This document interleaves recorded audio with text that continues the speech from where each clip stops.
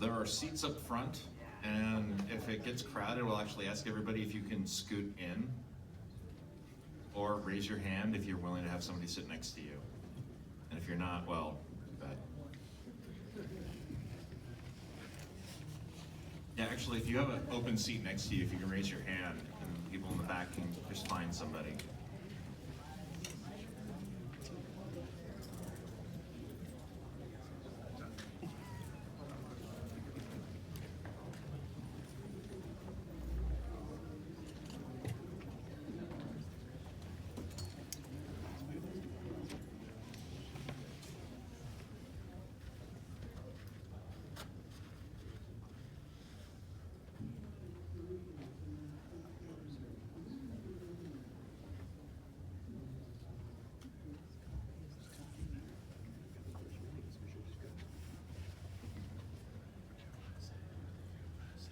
Get started in about a little over a minute.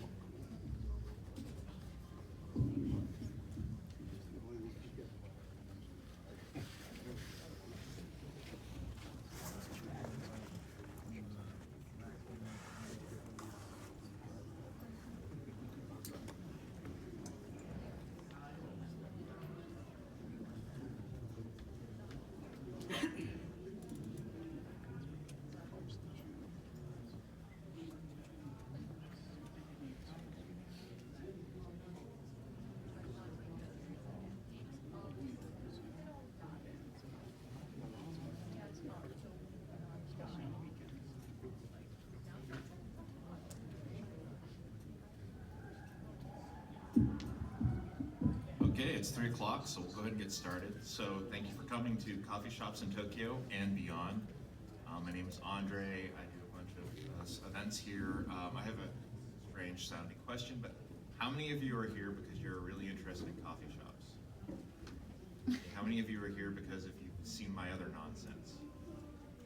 Oh, sweet, there's very little intersection there. Because my other stuff is pretty degenerate, and this is remarkably wholesome. Save for the caffeine shakes that you may get, like I do sometimes. So I created this panel because I kind of fell really deep into the coffee rabbit hole back in 2020 during the pandemic, which is unsurprising. During the pandemic, I actually was the only person in my company that still went into the office.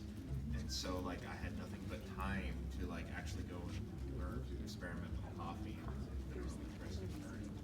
And then when when Japan opened back up at the end of 2022, and then I was able to go and work remotely for a couple of months back in 2023. I started visiting a lot of coffee shops, and it kind of turned into like a whole thing. And because of my sort of standard talkative nature, let's call it. I have people who are asking me for recommendations or for advice or for suggestions on places to go. And so I slowly started making up like guides and stuff. And I decided to actually spend a bit of time to document all of this because coffee is an extremely enjoyable experience. It's a fairly, for the most part, it's a very affordable luxury that we can all enjoy. Even like when things are difficult, at times tough, a really good cup of coffee is a really enjoyable thing. Pleasurable experience. So I'll tell you a little bit about myself. First, I like coffee. I hope so. Second, I've visited a lot of coffee shops in Tokyo and Osaka and Kyoto, and then basically any place I ever end up stopping for a brief period of time, I will go get some delicious coffee. I've also made 3 maps. I've made 3 guides. They're Apple Maps only right now, but anybody can actually access them from any browser. It doesn't matter. So it's actually, you'll be able to find the URLs for that. You'll be able to scrape that if you want to. It's mostly places I've been to, but it's also been where I've gone and I've added stuff, places. If you're gonna stand in the back, the only thing I'll ask is if you don't stand in front of that, because I am recording. Oh.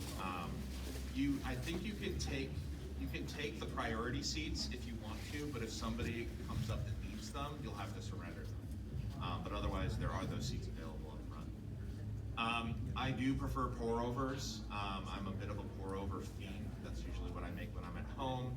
But I do like milk drinks and I do like espresso. One of the nice things about something that's not a pour-over is it's lower in caffeine.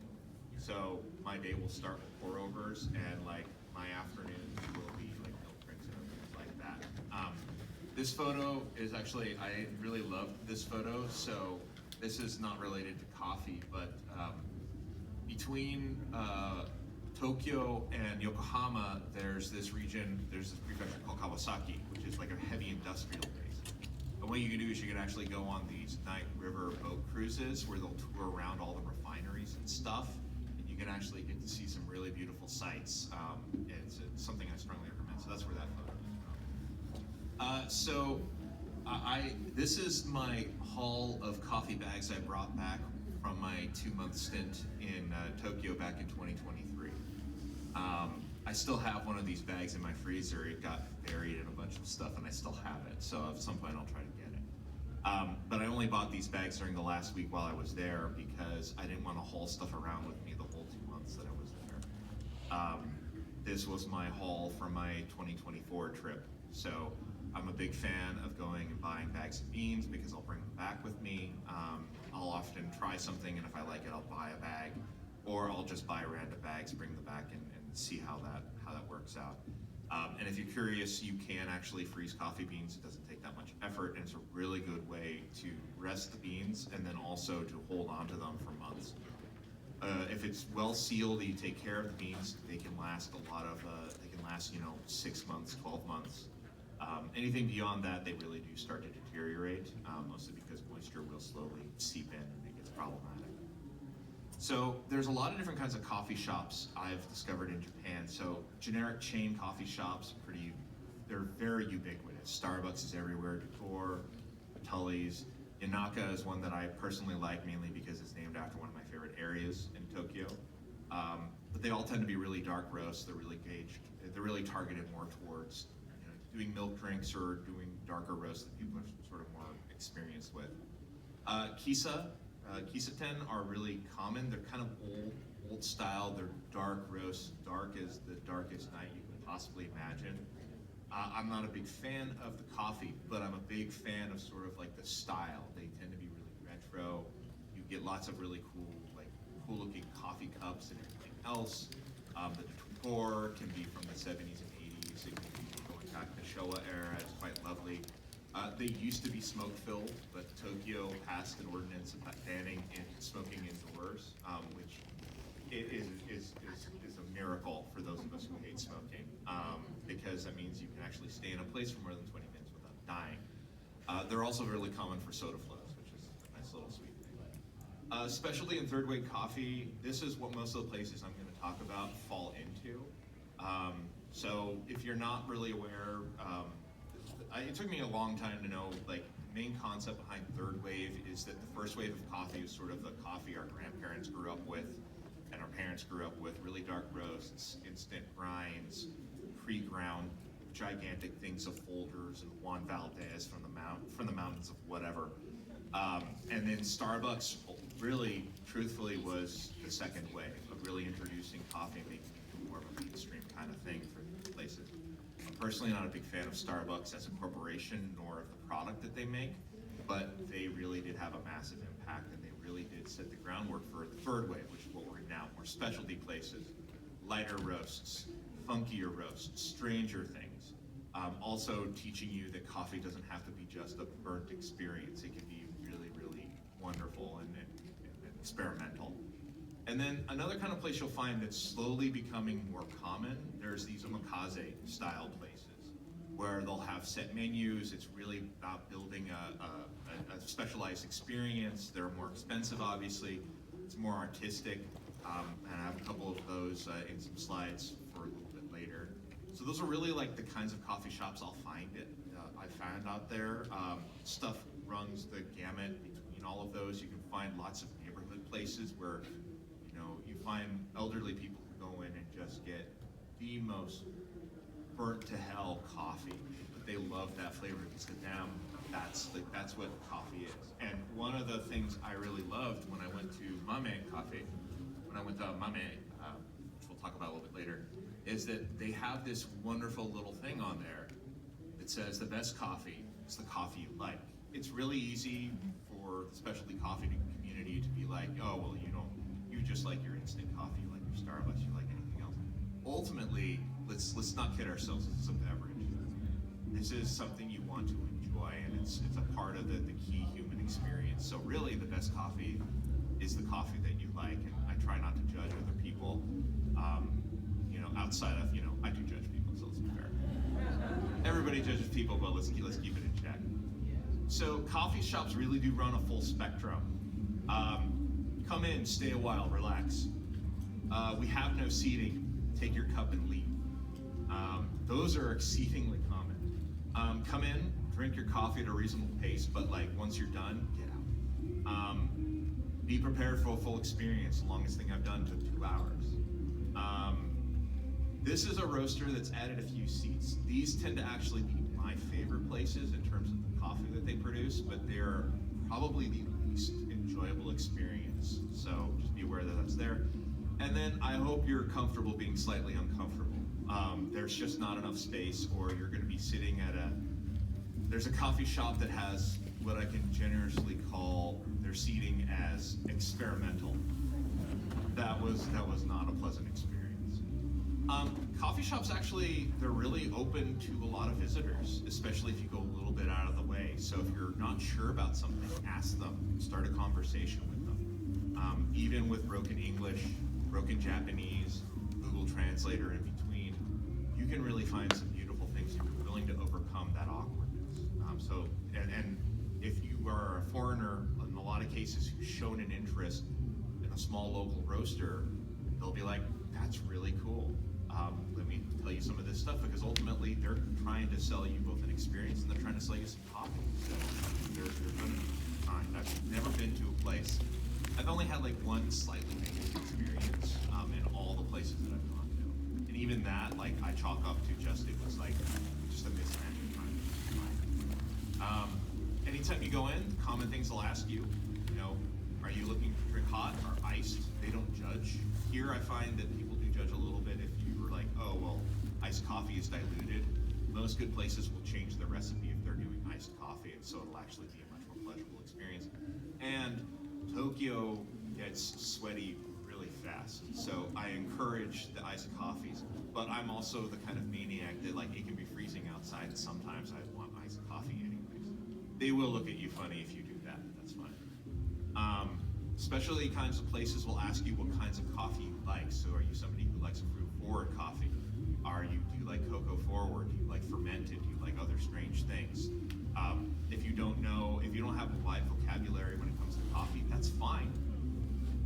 I don't really have that good a vocabulary either. It's something you have to develop, so just describe things. I will say for the people who are standing, if you can actually come forward, and for the people who want to sneak in, you can take the priority seats that are up front. You just have to be willing to surrender them if somebody comes in that actually needs them. Just know that at some point we'll have to, force you to sit down so that fire things don't become a problem.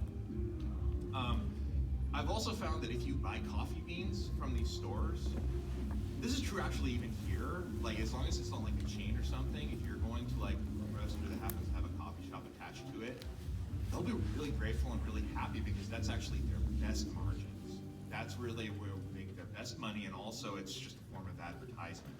They make a lot of money off of that. So if you're somebody who's interested in beans, it's a great thing you can bring back that's consumable. I used to collect Japanese whiskeys and other spirits.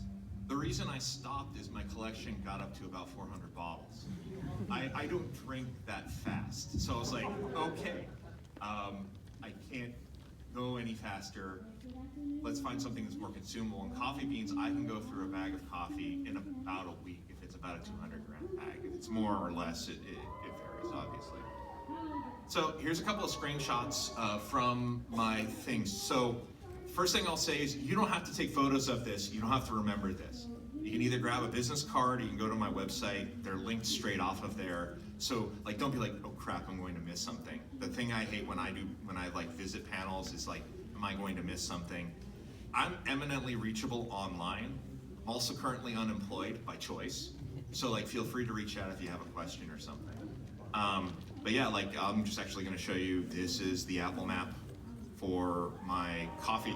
The reason why it's out skewed is I counted Yokohama in it, which is why the map is completely out of proportion. Here's my Osaka map. One of the things you might notice, if you kind of pay attention, is that there are these little clusters here. So Tokyo is an eminently walkable city. In fact, most of the major cities in Japan are eminently walkable, or mercifully, they have very easy public transit. For me, a good day is I start with a coffee shop in the morning and I visit 4 or 5 coffee places in a day. And I'll be done by like 3 o'clock. Yes, it leads to caffeine headaches. So what? Live with it. I'm lactose intolerant. I don't let that stop me either. I'm just willing to suffer for what I do. So like these coffee maps, they're little clusters. You can have an extremely enjoyable experience just walking from one to another. One of the really interesting things about Tokyo is you can just experience a lot of things you wouldn't expect if you walk between the stations, because there's just so much. Like, it's difficult to contemplate. It's difficult for the mortal mind to contemplate just how big Tokyo is, both in terms of like physical size and then conceptually. These are entire cities, and so you can walk around them. This little cluster up here, I really love this little area up here. Leaves Roasters is a great coffee roastery that I deeply enjoy. Coffee Rights and a couple of other places are over here, and I can walk over. Akihabara's down here. This walk here is maybe a 40-minute walk. That might be brutal to a lot of people, but you can get an app and rent a bicycle, go between them. You can do a scooter. If you do that, please be safe, because I've seen enough idiots really, really hurt themselves. But like, that's one of the nice things about them, is that there's these little clusters everywhere. So yeah, this is my Tokyo coffee places map. I've been to probably all of these places. Sometimes there are places added on here where like, I'm in a small coffee Discord with other weirdos like me, where they're like, oh, try this place, we tried this place. So like, this is a place I want to go to, or it's a place I want to visit, or it's a place I've been to. Osaka's also a lovely coffee town. I think Osaka's actually a little bit more approachable, primarily because Osaka in general tends to be a little bit more approachable. One of the dangerous things about Osaka, though, is that this map makes things seem like they're a lot closer than they actually are. It is a bit more spread out, so you'll want to take your time. But for context, you can see, Glitch roughly there in the center. That's where, like, close to where my hotel was. No, I didn't stay at the Conrad. I'm not willing to pay $1,000 a night for a hotel room. But like, I've gone to Takamura, I've gone to Alt, I've gone to Mel, I've gone to Barista, I've gone to a couple of other places, and that's like a day. So like, I encourage you to find a spot that you like as your starting point and just do a thing, or pick one thing. Kyoto, I haven't spent nearly as much time in Kyoto, but this is an up and coming place as well. You've got Sot and then 8 Blackbirds and Walden right next to each other. Unfortunately, Weekenders just closed that part of their thing, but like, you can check their website. They're slowly figuring out their situation. But Kyoto's a lovely city for it as well. It's very, very walkable. In fact, I would say there are subways in Tokyo, but like, you mostly take the buses. Thankfully, all of your transit apps will take care of that for you.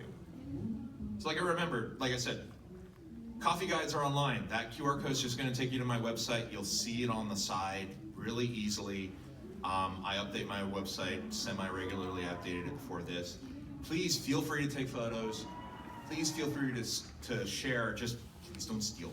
It's really all I ask. I would rather you just send people to the website, because that's what I'm going to try to update. And again, this is mostly for me, and because I know that I enjoy it when other people, enjoy what I do. All right, so let's dive right in. So Tokyo. So this place, the reason I listed this place, Kielo, is because it's super close to Akihabara. How many of you who visited Tokyo have been to Akihabara? Yeah, exactly. This is like less than a 10-minute walk. Like realistically, it's between 5-10 minute walk from the station, and it has some of the best coffee you can imagine. It's a pretty small space, but it is an enjoyable space. It's not a discomfortable space. It's associated, so these are the coffee roasters. They're actually associated with X Coffee in Ginza, which was for a little while, was sort of like the kind of Instagram kind of heavy place to go to, because anything in Ginza is there for the gram. But this is actually where they roast those coffee beans, and they have fabulous coffee beans. And like I said, it's very close to Akihabara. So these are 3 shots of 3 different kinds of coffee I had. One of the nice things about all these places, or a lot of these places, is they all like giving you little coffee cards, and they're sometimes surprised when you choose to keep them. They're intended for you to keep them, so you can keep track of what it is you had, if you decide you want to buy some beans or something else.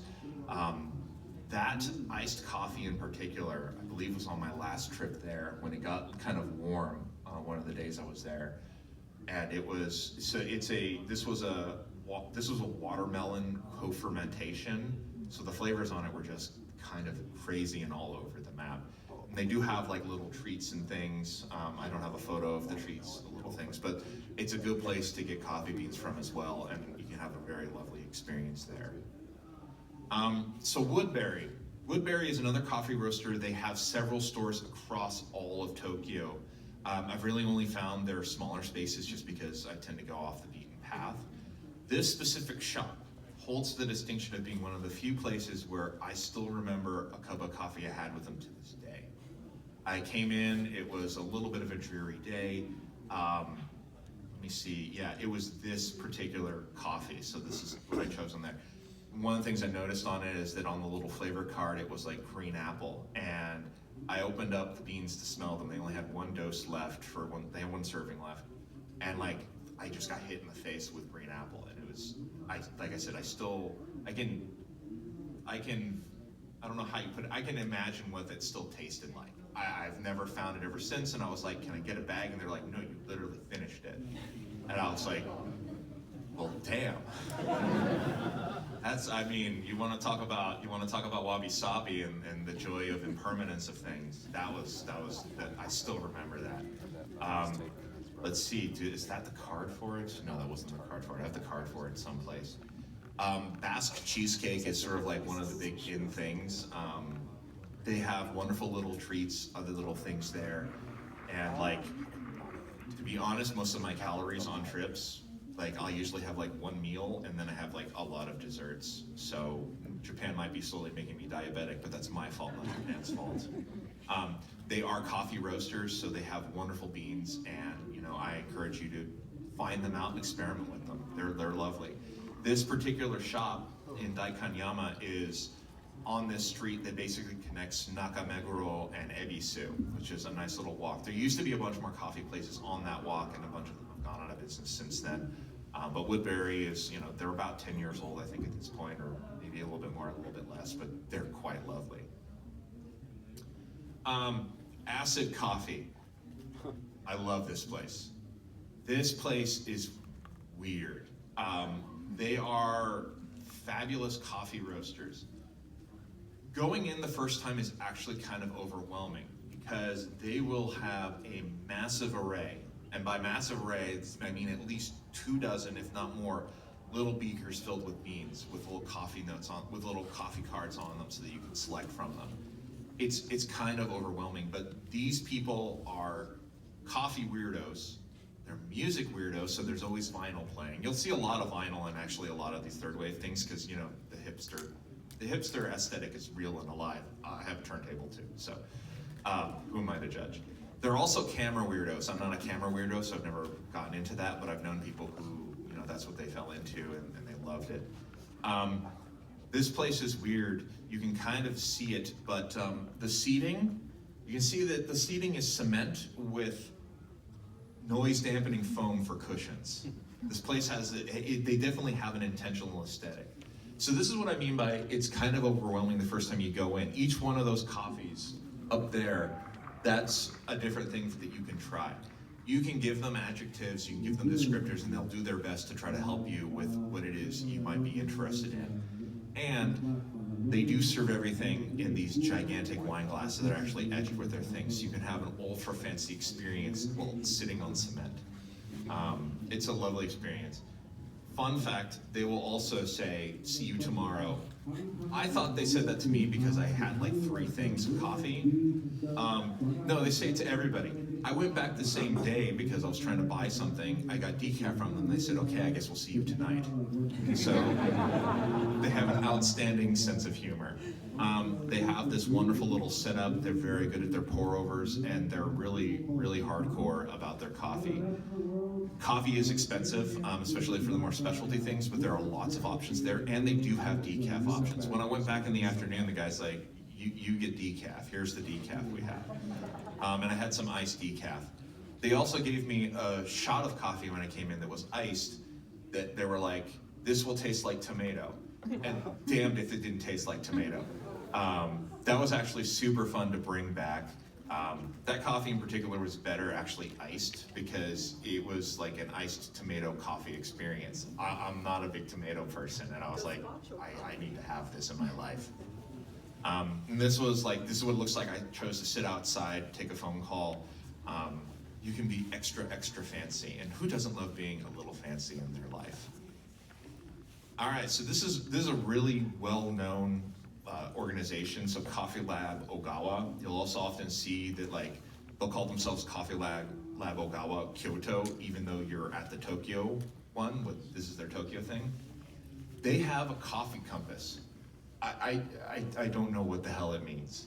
I'll show you you can see it vaguely a little bit in that photo there on the far edge of the table. I have a closer up photo of it, but they basically developed their own internal, system for how they understand and how they explain coffee. It's a little bit difficult for outsiders or for people who, aren't like tremendous coffee weirdos, but I respect the dedication to it. They do also have their headquarters in another place in Kyoto, so you can go visit them there as well. Shimokitazawa, if you've never been to it, it's a lovely little neighborhood that's unfortunately become gentrified to hell, but is still actually a really good place. So if you ever want to go to dive bar is not the right thing. If you want to go to literal underground music circuits, there's actually a lot of literal underground music places there. It's just because it used to be more affordable, and Tokyo is suffering from the same way everybody else is. It's lost a lot of its color and character, but I still enjoy it deeply. So I do recommend it. I do recommend visiting the area in general. People have said it's like the Brooklyn of Tokyo. Knowing absolutely nothing about New York, sure, I'll take their word for it.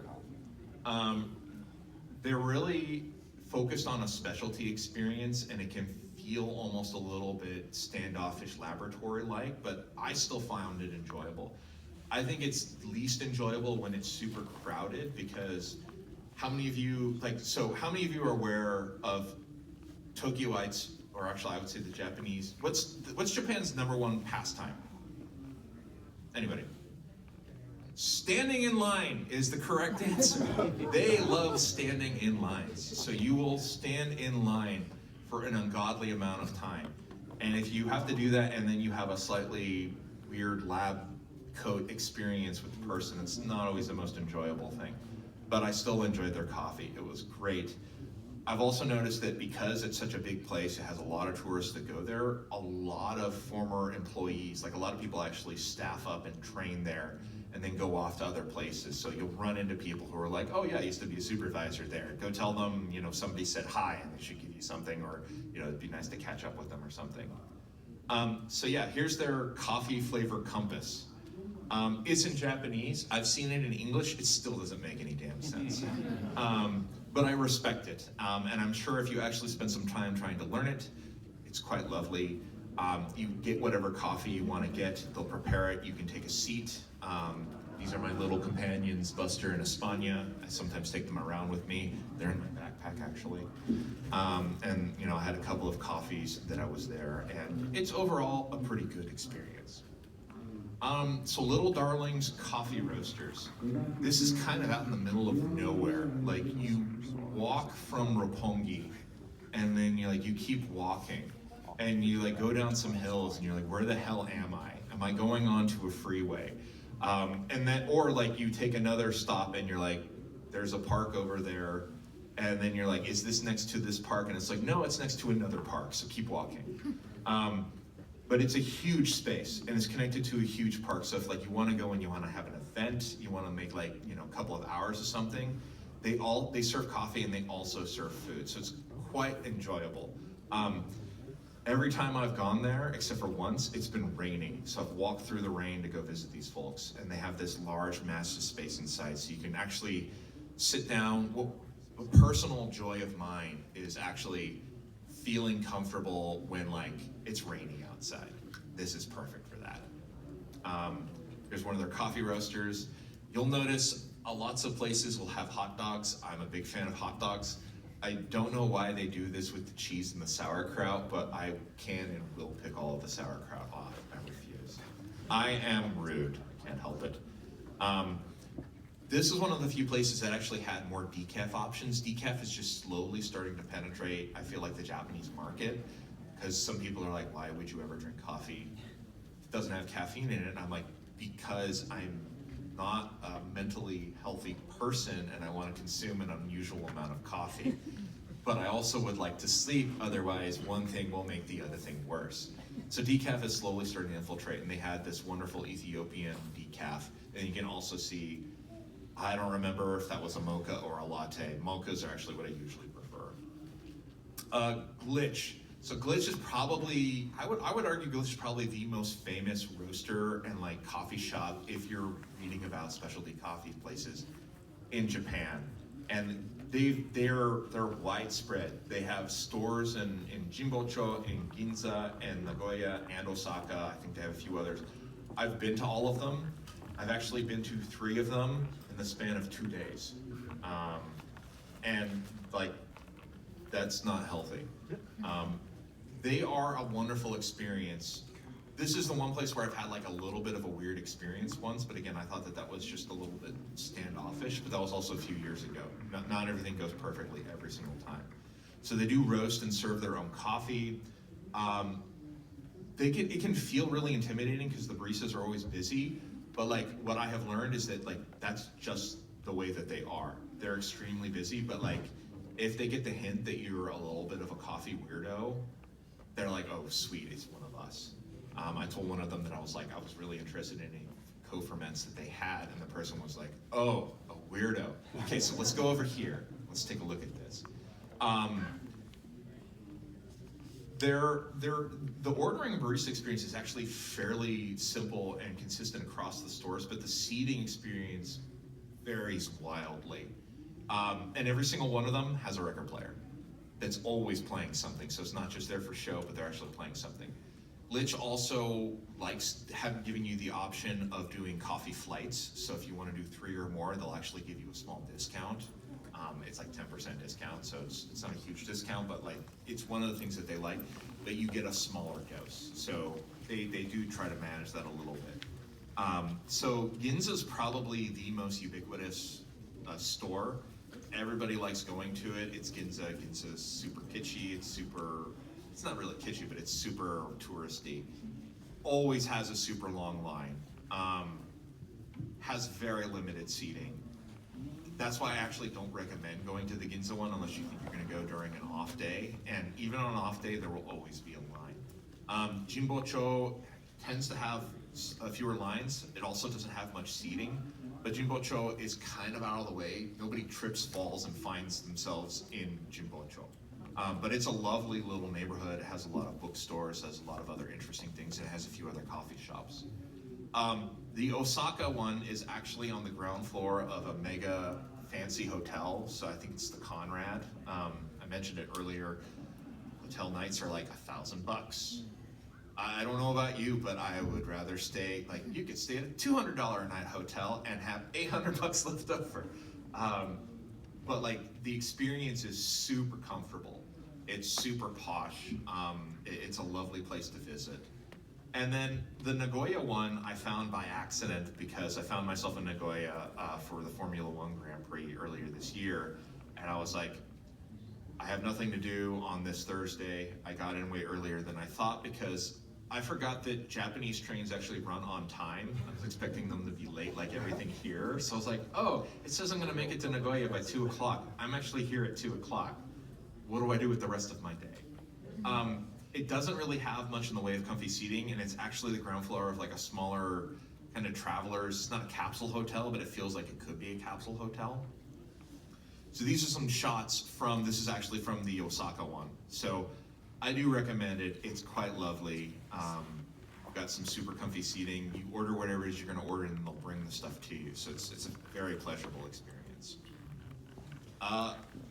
Leaves Coffee. So this is a little bit out of the way. It's in an area called Kuramae where there's actually a lot more coffee places coming up. It's one of the higher rated coffee roasters in Tokyo. They only have one place. That's their roastery. What you can sort of see there is there's people who are sitting with their backs to the wall. So I mentioned that one of the experiences is, this is a coffee roastery. We put down some benches, take your coffee, enjoy your coffee, and then like leave. Leaves is not the best experience, but they make some of the best coffee.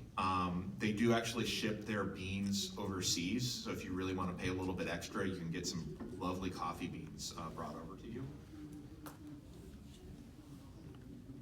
Sometimes they have a line. It's not the best experience if there's a line, but they really know what they're doing. And they're also only open basically on the weekends. So I think they're only open Friday, Saturday, Sunday, maybe Monday, I can't remember. So they roast all the other days of the week. So it's definitely like, that's what they're interested in, but they have outstanding coffee. And I believe if you just want to go in and get beans, you can tell the person who's running the front of the line, hey, I just want to buy some beans, get out, and they'll take care of that for you. These are 2 different cups that I had across 2 different days. The space is small, so like you're gonna sit on a bench, they're gonna bring a little stool to sit down in front of you, so they can put the cups of coffee in front of you, and then you get your stuff and you get out. I mentioned X-Coffee Ginza, so they're related to Kielo coffee roasters. Like anything in Ginza, a lot of it's for the gram, so there's not much seating inside. You will have to wait outside. I personally do not like the Japanese pastime of standing in lines. But once you get inside, even then, the seating is not that great. But they also like doing coffee flights. They like having a wide range of the coffees. But you can honestly skip all of that and just go to Kielo, unless you find yourself in Ginza and you want to go visit it. They do have some lovely pastries. And this was taken, I think this was in my trip in December. I think this was my last day that I was in Tokyo, so this is the last coffee shop I went to. Except that's a lie because that was on a Friday, and then Saturday morning I was like, I could use a little more coffee. Went out and got some more coffee. And this is actually one of the places I went to. So Shiten Coffee is this really small little shop. Their main roaster is actually outside of Tokyo. I don't think it's anywhere in Tokyo Prefecture. This is also really close to Akihabara, and it doesn't have much in the way of seating, but it's also just not cramped. So it's not like they try to squeeze in as many people. They just have, they can seat maybe 5 people in there comfortably. And that's really all you can fit in there. So if you try to squeeze more, it's a really nice place to chill. They have some outstanding coffees. They do roast their own stuff. They also have some guest roasters in there. And this is what I will do on like a hot day, or that iced coffee was the morning before I was getting ready to leave for the airport. So yeah, it's just a small little place. I do intend to go and visit their big store at one point and go visit their actual proper roastery, but you know, that's down the road. But this is another good place really close to Akihabara, so I do strongly recommend it to tourists. Raw Sugar Roast. This is in a very nondescript looking building. It's kind of out of the way of nowhere. if you like, you have to take a 15-minute train, I think, from Shimokitazawa just to get to it. So it's definitely more Western Tokyo than anywhere else. But it's also an extraordinarily comfy cafe, and it's also one that's not overly minimalist inside. So like one of the trends I've noticed, especially in like a lot of coffee places, is that there's this fetishization of like, you have to make everything super modernist.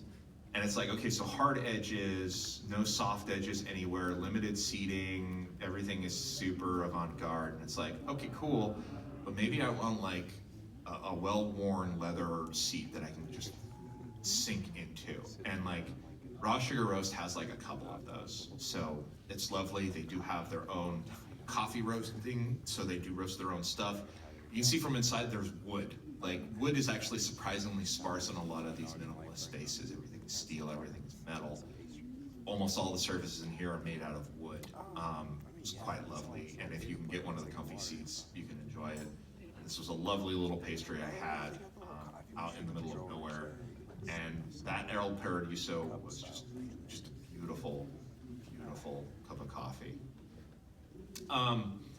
So now I'm going to segue a little bit into some of the more esoteric things. So like the omakase experience places that exist in Tokyo. So this is kind of a new thing. So this is Cafe Mamiya Kakeru. This is over in the Hirano area.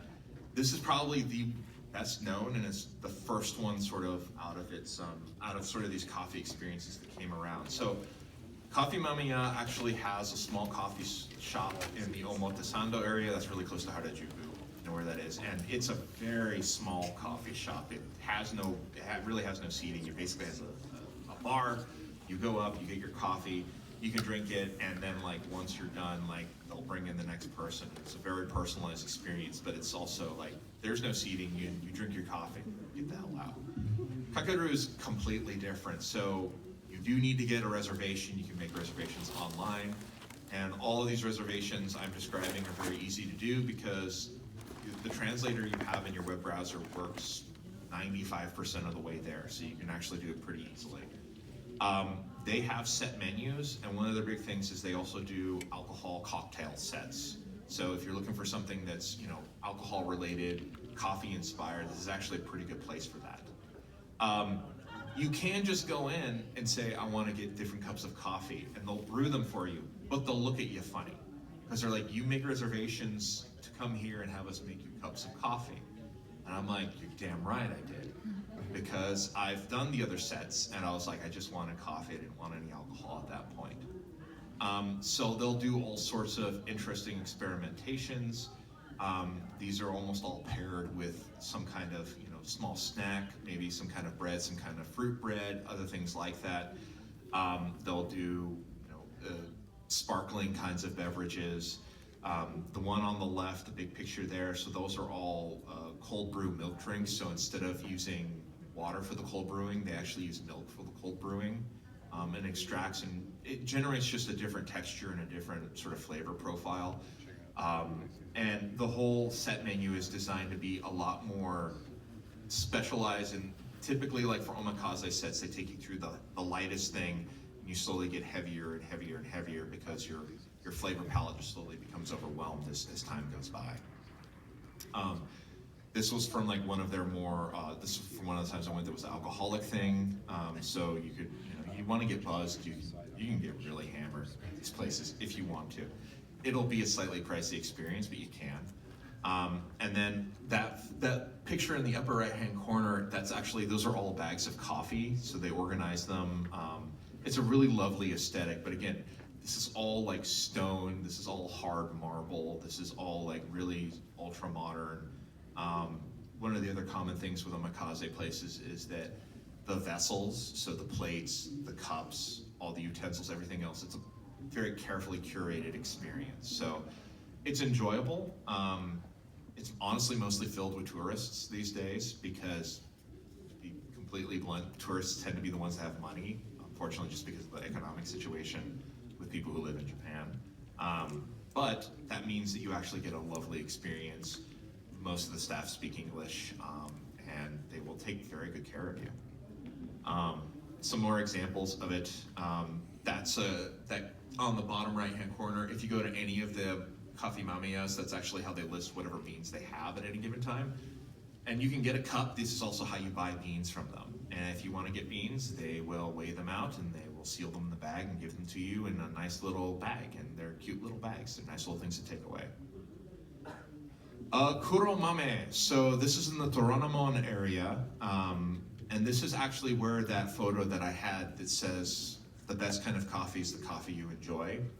So they're a little bit more recent. It's sort of in an area that like there's not much else there. It's mostly office buildings, but they offer like you do need a reservation, but you get to choose what kind of experience you're looking for. And their experiences are kind of: are you interested in a solo interactive experience where the barista will talk with you and go back and forth? They'll offer you if you want to do a group experience and it's based upon numbers, or if you want to have a solo quiet experience, they will leave you the hell alone. They will actually sit you in a little side area, and then when you're ready to order something else, they'll come over, they find out what you want, and they won't interact with you. So sometimes that's what people want. I think it's a lovely experience. They do only pour-overs or milk drinks, but their milk drinks are really limited. They usually only have a handful of kinds of beans that they'll let you use. Whereas their pour-overs, they have a wide range. They'll walk you through a whole bunch of them. They really curate the whole experience. The people who run it, I think the head lady, she won the World Barista Championship back in 2018. They have their trophy there. The main reason I mention that is that like places that have like an award-winning barista or whatever, they will jack up their prices. That's just the way it goes. And if you don't like that, thankfully there are plenty of other places you can go to.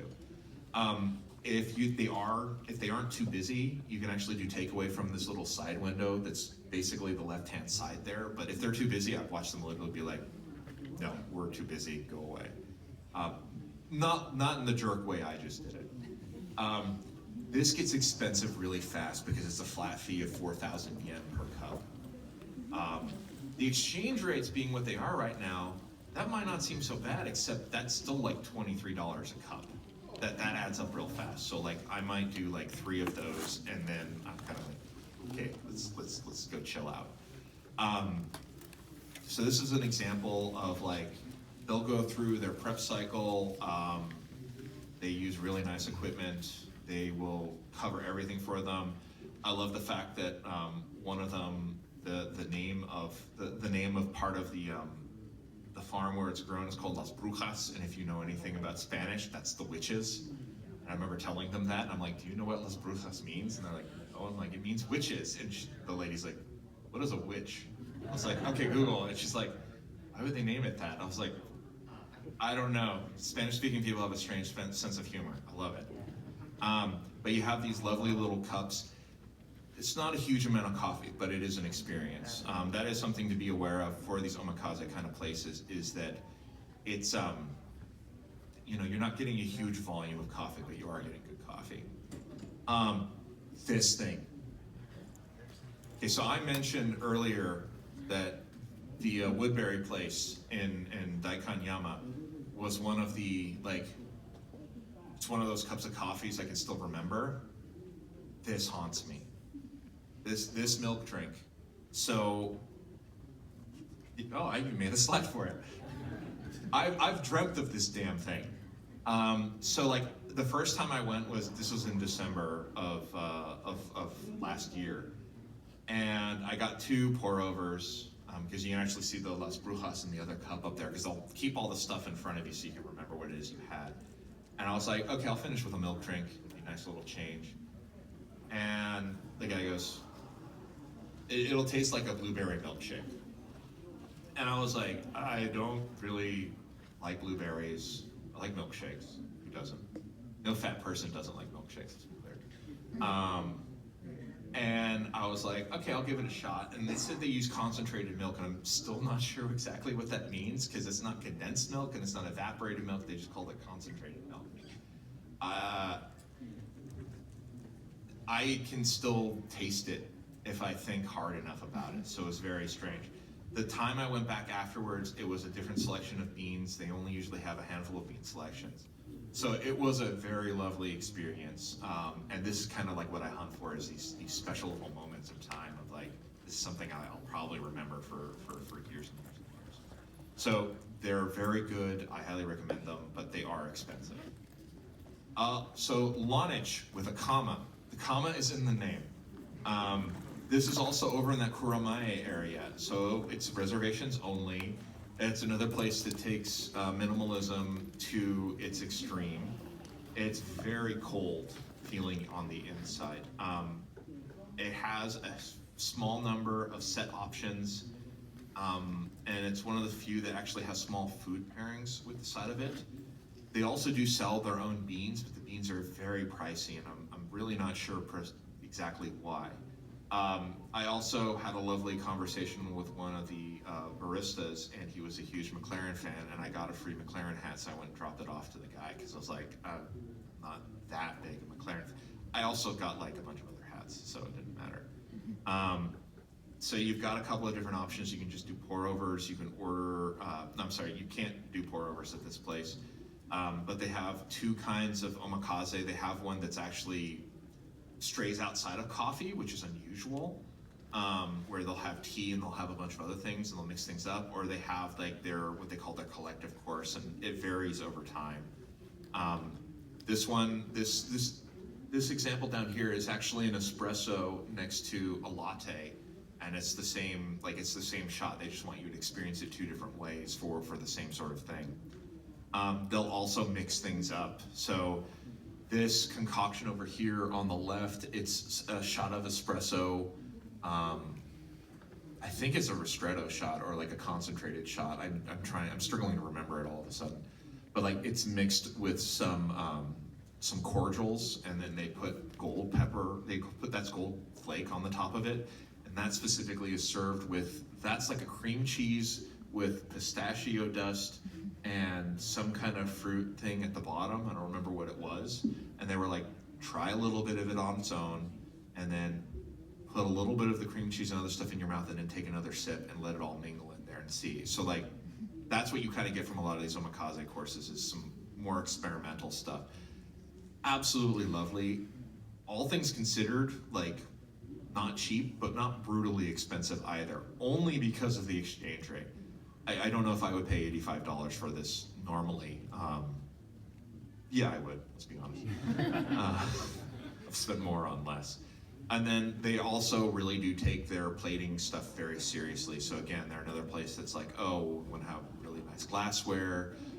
That's just actually a pour over. I believe the coffee was all the same coffee. It was just different expressions of it. So we had it in a latte form, had it in this cocktail form, you had it in the espresso form, and then you had it in the pour over form. This was another time that I went. Similar experience, just different coffee beans. So that this is supposed to be Cocoon. That's what they're actually trying to say. So they're somewhere around Omotesando, so they don't actually give you the address until you make your appointment. One of the things they actually tell you is, please don't post reviews online about us. Please don't post information about us online. You know, you can post pictures on like Instagram and they'll retweet you. Instagram is actually the easiest way to find them. They are definitely the most out there and most conceptual option. So they redesigned and reconfigured an entire space. They actually build what is conceptually a cocoon that all of, like, I think they only have a maximum of 4 seats. They'll build like a little cocoon that you all slot into, and then you have the experience with them. And for this, they really also focus on, they only have one kind of coffee that they're doing, one kind of bean, one kind of roast. And then it's all these different expressions and all these different modifications of it. Like they'll try mixing things with this distilled out or fermented vegetable sort of stock option or other strange things. This is also the most expensive. So when I did it back in December, I think it was about $120 US. So it was like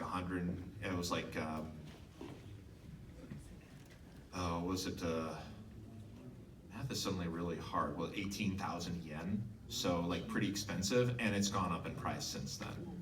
So like reservations are a must and it's expensive and you pay for it ahead of time, and they will only provide you the address close to your appointment. They actually forgot to do that for me, but mercifully it was in an out of the way area where they just noticed this bald white guy standing around looking confused, and a lady in a lab coat was like, I'm like, all right, this is my people.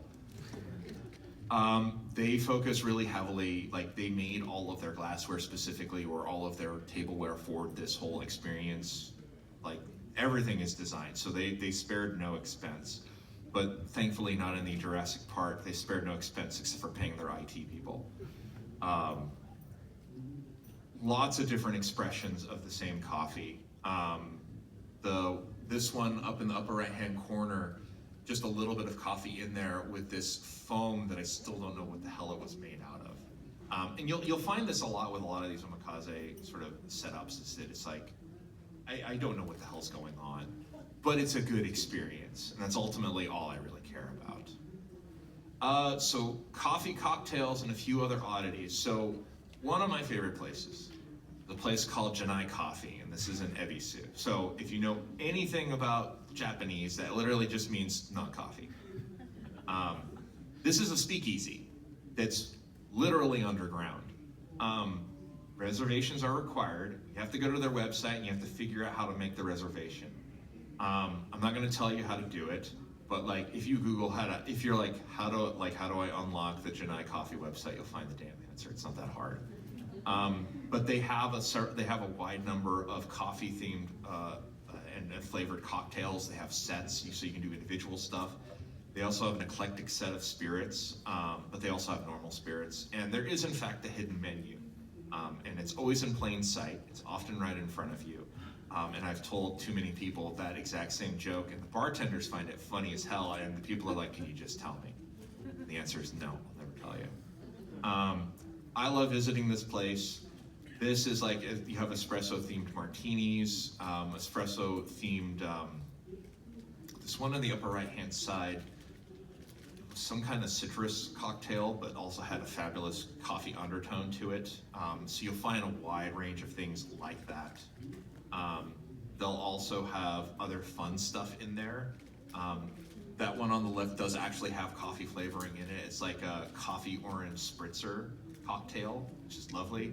The melon float was one of their hidden menu items that was seasonal. So their hidden menus tend to be seasonal. So stuff comes in and out of season. They'll make it or they'll stop making it. This had no coffee in it, just alcohol, which is great. And then this one in the bottom right-hand corner was a really interesting take on a Manhattan, and it has a baby corn in there, and it was served to me on fire, which was lovely, but it's also not for everyone because it's a Manhattan that had some really brutal spirits to it. So it's quite lovely, but maybe not everybody's cup of tea.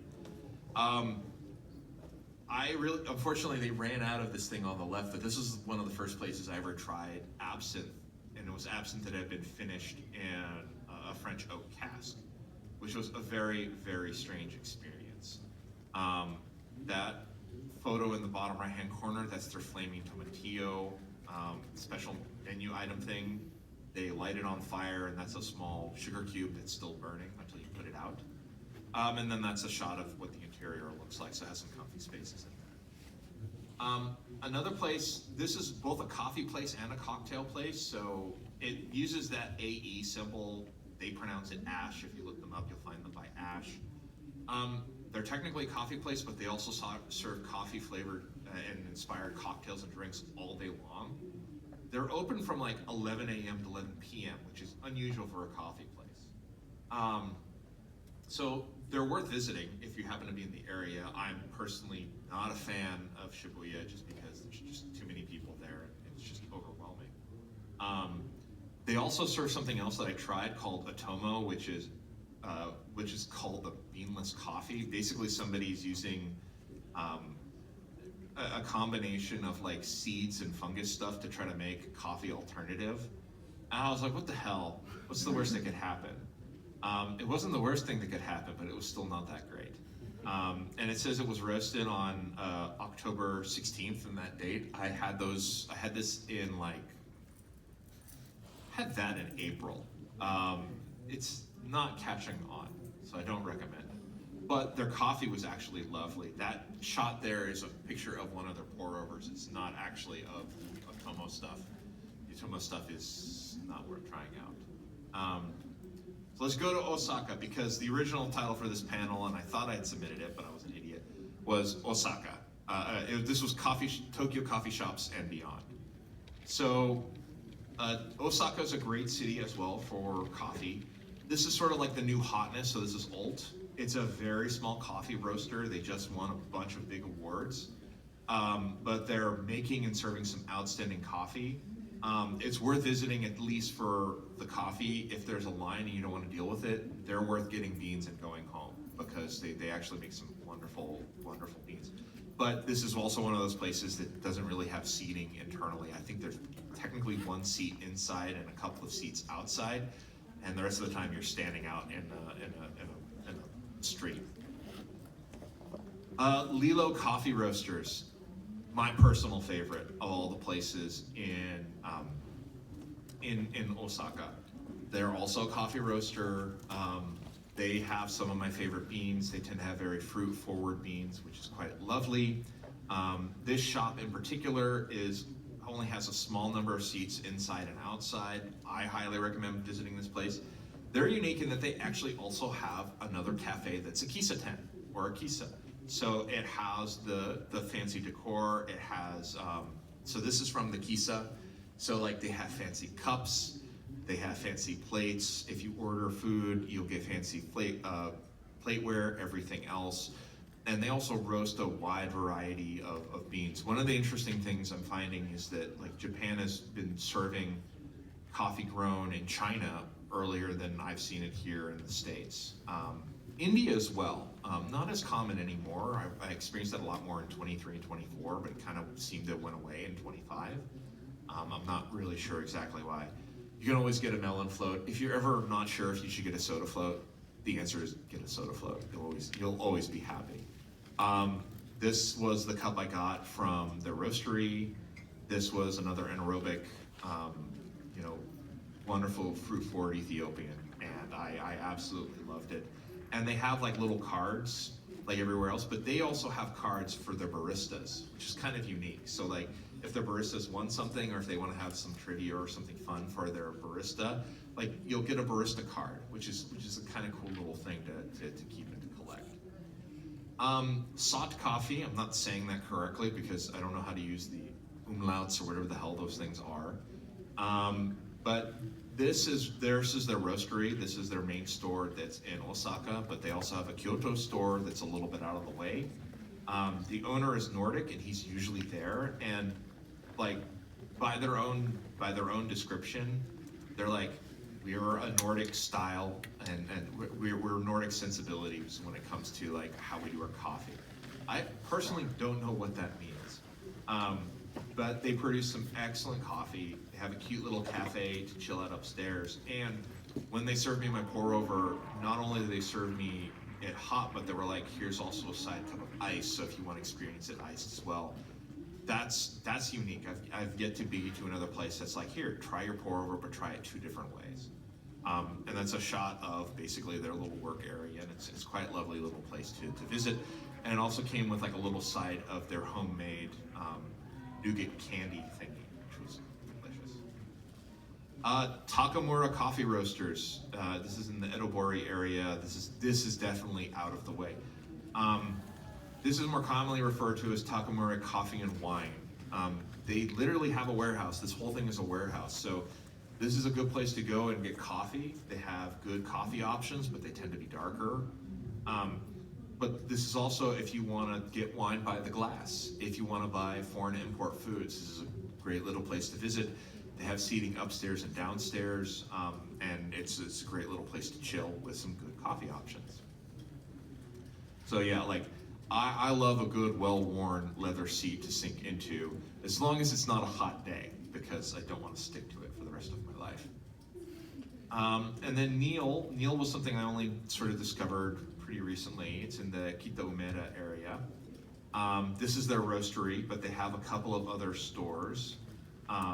I don't know why I said, they also have another store in Osaka and stored in Osaka. I wasn't drunk when I did this presentation. But it's up, they make some wonderful coffee beans. That's also where I was able to buy some coffee equipment when I was there. They also have another store close to this one that actually serves proper food. I don't remember if I have a photo of them or not, but this is an example of some of their internal decor.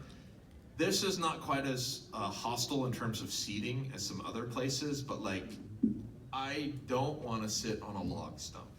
That's just not comfortable. So I like that there was an attempt for a style, and I respect their desire to stick with it.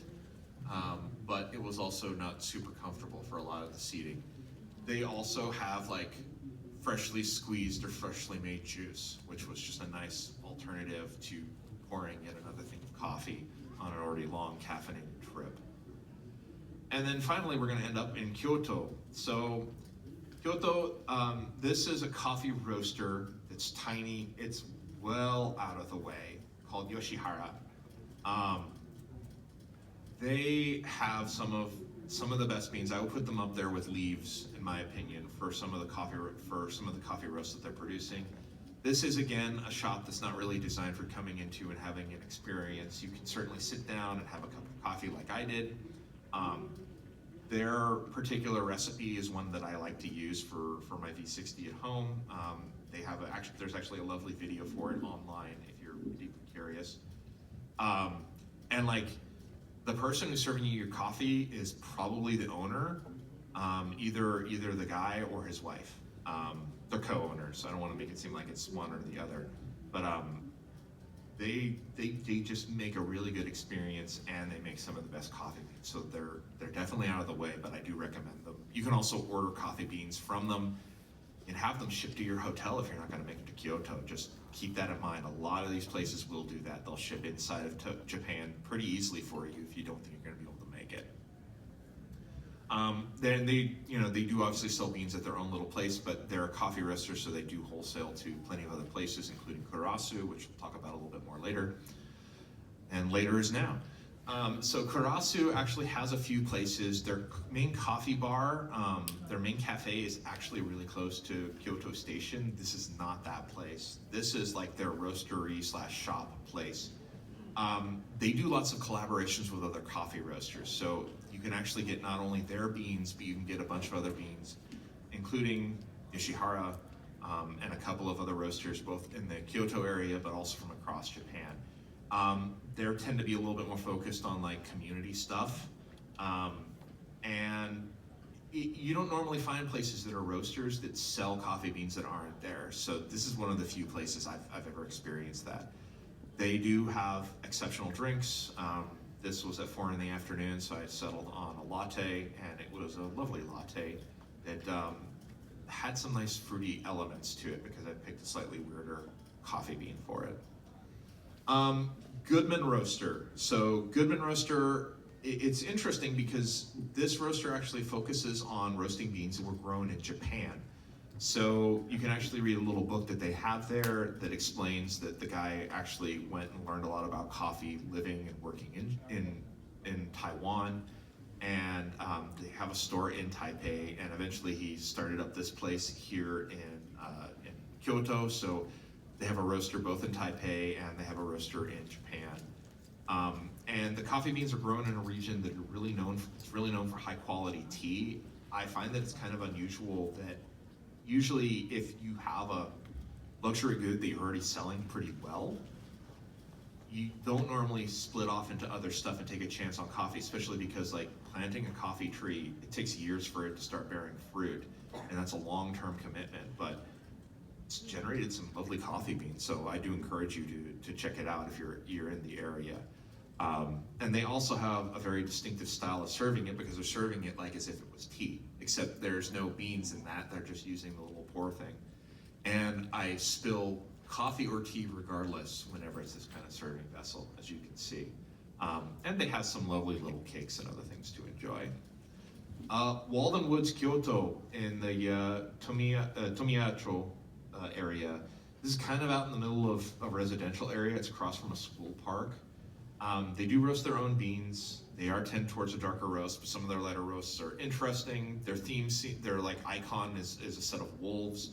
Walden Woods is evidently a reference to some art or some poem or some sort of like that. I'm personally not familiar with it. It's an interesting experience because the upstairs is basically a stadium where that's your seating and there's a tree in the middle.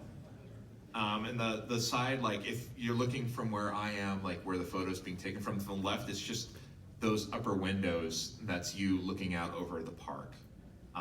But they do produce some exceptional coffees. Their espresso tonic was quite enjoyable, and that's one of the things that's pictured up there. So that's all of the main slides I had prepared. I decided to stop at 80 slides. But like I still have a bunch of places I didn't cover, but I wanted to leave some time in case anybody had any questions. As a reminder, the coffee guides are available if you want to look them up. I will keep them updated. They'll be updated on the website. Other things I am hosting, I do host the Hentai Music Videos Contest. This is the most PG thing that I do. Not the hentai thing, the coffee thing. And then I also have another panel that I'm doing tomorrow, which is just 2 hours of music videos to end FanimeCon 2, because let's face it, we're all looking for a reason to not leave. And I would like a reason other than wandering through Artist Alley or Dealer's Hall for the 1000th time, hoping that I find something new that time, and I never do. So I've just curated a nice list of stuff that's hopefully very enjoyable. Feel free to follow me on my social medias and stuff. You can grab a business card that basically have the same exact information on it. So yeah, anybody have any questions? Yes. Happy to meet someone else who also loves co-ferments. My green apple co-ferment was a koji fermented coffee a couple of years ago, and I've asked around some baristas in Japan, and they're like, "Oh yeah, that's very difficult to find." As far as I know, this was at El País, so some dude named Diego Bermudez had a limited run. So my question is, have you tried it? Where can I buy it? And if you have some in your freezer, where do you live so I can raid said freezer? Unfortunately, I have not. A koji co-ferment. So, like, do you remember what kind of koji it was? I'm pretty sure. Like, what did it end up tasting like? Blueberries and what the hell? Blueberries and natto. Yeah. But very sweet. What the hell? Okay. Well, you know, like miso, caramel, that's how. Okay. Yeah. I mean, because like most of my information and most of my awareness when it comes to different kinds of like koji is like what you can get for like the different expressions of shochu. And so like I've never heard of that, but like I guess I'll have to look out for that. I'll send you this. Oh, thank you. Send me something live if you find it. If I do, I will let you know. I was wondering if there were any plans to make a coffee map around Sapporo or anywhere north in Hokkaido? No, unfortunately, I haven't been to Sapporo since I think 2004. It's on my list. So, like for context, I find out hopefully in like the next 24 hours if my COE for getting my visa to go to Japan gets approved. And if that's the case, then I'll be moving there, and like Sapporo is on my list. I just haven't been there in over 20 years, so the list will grow, because mostly it's as much for me as it is for anybody else, because I just can't keep track of all the places I've been to because I'm weird, and I'm not because I'm I can't remember, not because I'm weird, but because I just am obsessive and I go to too many places. But if that changes, I'll definitely post it on there. Thank you. Yeah. When did you start getting into like coffee as a hobby, and how long have you been going to Japan for this? So I really fell into like the coffee hole in 2020 during the pandemic. But I first went to Japan, I first went to Japan in December of 1997, a long time ago. And so I had to do an accounting of all the times I've been there for my visa application, and I've been there now 18 times. So I've spent a lot of time. It wasn't until I really got into coffee in 2020, the first time I was able to go after that was in the early spring of 2023, and that's when I really started going and wandering around places. And I found for me it was a good anchor of like, it was a way to explore new areas. Find a coffee place I'm interested in, start with, you know, Time Out Tokyo or Tokyoist or whatever else, and be like, here's a list of coffee shops that might be interested. And I use one of those as an anchor of like, I'm gonna travel all the way out to an area, and then I'm gonna literally fire up Google Maps and Apple Maps and go, what other coffee places are there? And then walk between them, and you'll find random things there. So that's how coffees in Japan sort of took over for me, is it gave me something to do. Mostly because arcades have died, unfortunately. They used to be something I loved. I can't do more spirits because it's out of control at this point. I just have too many bottles. And also, like, it's a very benign vice in terms of all things considered. So, yeah. Thanks for your question. Oh, yes. I imagine that it's not comparable, but if you could recommend any stateside or Bay Area Japanese style cafes. Well, there aren't many Japanese style cafes. I will say a lot of the third wave coffee places around here are taking a lot of inspiration. So local, I would say the two big ones that are just main coffee places that I've been to.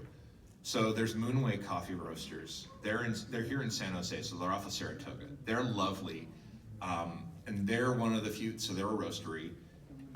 Their cafe is quite sizable and still has like a big crowd on weekends. They also do they do a very wide range of coffee roastings, including, they're one of the few I'm seeing doing like co-ferments that they offer in decaf. That's really uncommon. So they have like a wider range and a more interesting range of like other options. So they're here in San Jose. Kaizen and Coffee is based in San Mateo.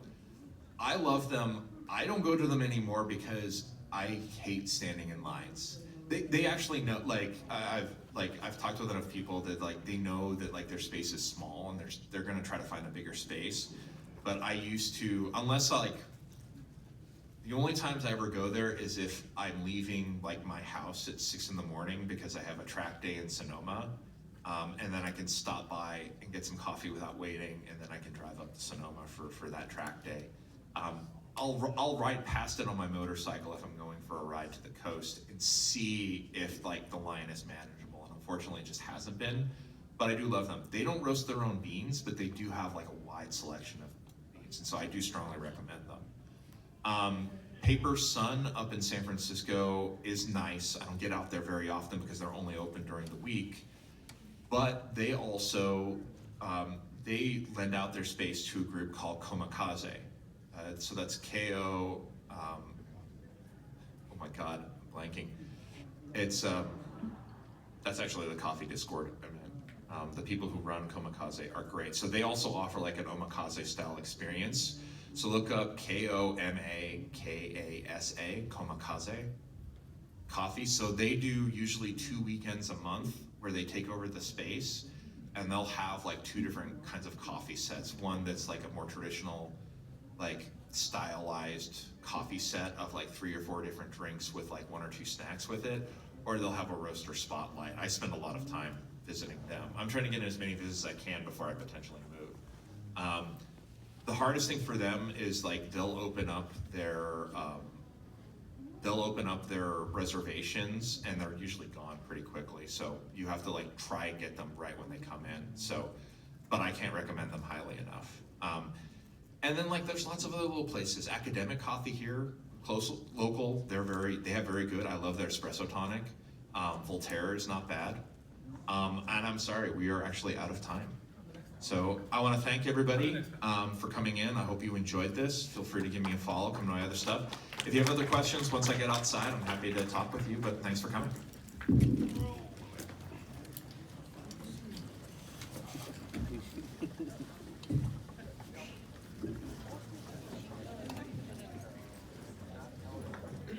Mind coffee in Berkeley.